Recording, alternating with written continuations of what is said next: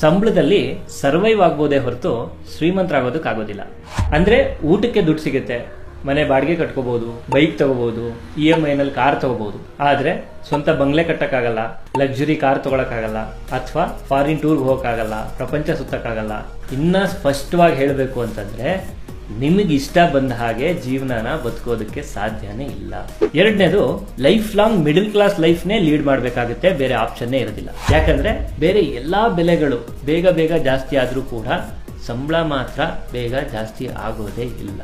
ಮೂರನೇದು, ನೀವು ಎಲ್ಲಿವರೆಗೂ ಬೆಳಗ್ಗೆ ಎದ್ದು ಕೆಲ್ಸಕ್ಕೆ ಹೋಗ್ತೀರಾ ಅಲ್ಲಿವರೆಗೂ ಮಾತ್ರ ನಿಮಗೆ ದುಡ್ಡು. ಅಪ್ಪಿ ತಪ್ಪಿ ನಿಮ್ ಕೆಲಸ ಹೊರಟೋಯ್ತು, ಅಥವಾ ಒಂದು 6 ತಿಂಗಳು ಹೆಲ್ತ್ ಪ್ರಾಬ್ಲಮ್ ಇಂದ ಕೆಲ್ಸಕ್ಕೆ ಹೋಗಕ್ ಆಗ್ಲಿಲ್ಲ.